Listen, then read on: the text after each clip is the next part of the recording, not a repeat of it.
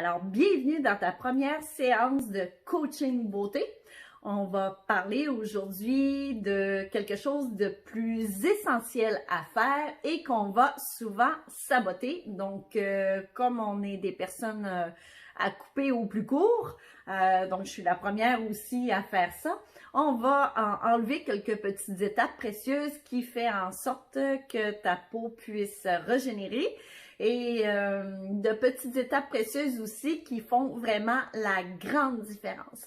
Donc, pour avoir une belle peau, il faut considérer que cette peau-là, elle va se régénérer à partir de la base. Hein? Donc, on a à peu près 7 couches de peau. On a 7 couches de peau. Et toutes les cellules vont monter à la surface. Et oups! Tranquillement, pas vite, vouloir partir. Donc, on appelle ça le renouvellement cellulaire.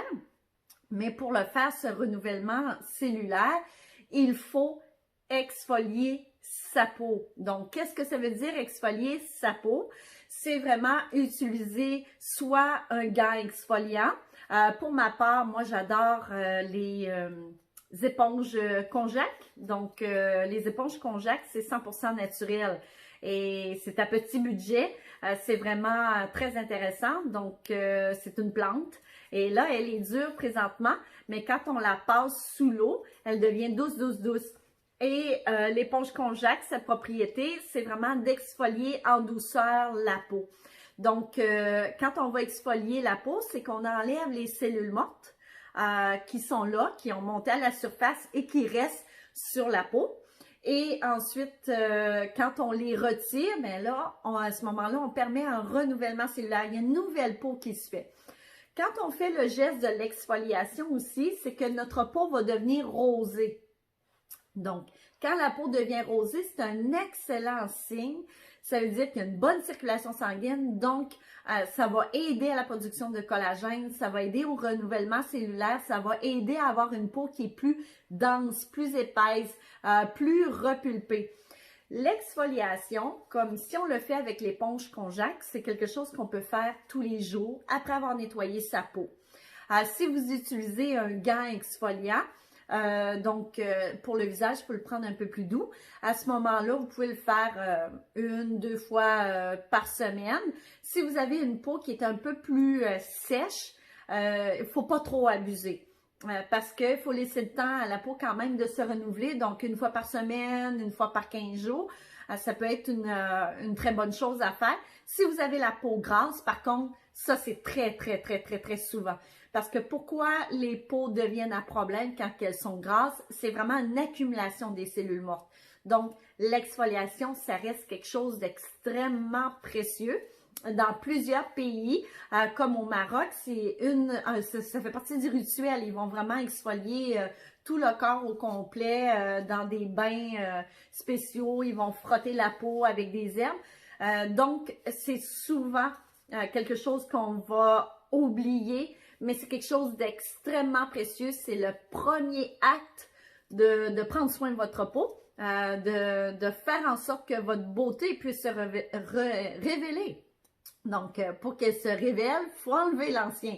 Donc, l'exfoliation, c'est extrêmement important. Donc, à partir de maintenant, premier outil que vous devez utiliser, puis on met ça dans notre routine toujours, toujours, toujours, toujours. Je vous donne un conseil aussi pour le corps.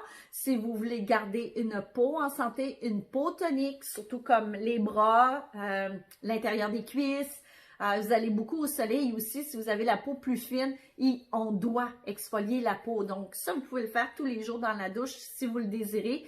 On doit exfolier vraiment comme il faut. L'autre chose aussi où je veux vous amener, c'est que nous, on voit ça souvent en soins. Quand la peau n'est pas exfoliée, il n'y a plus rien qui fonctionne. Donc, aucune technologie va fonctionner.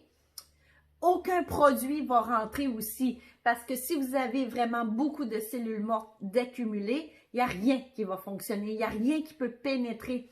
Donc, nous, en soins, on va souvent faire de la microdermabrasion. Donc, on va enlever des couches fines de la peau de façon naturelle pour après utiliser les technologies pour qu'ils fonctionnent. Des technologies comme la radiofréquence, des lasers, des choses comme ça.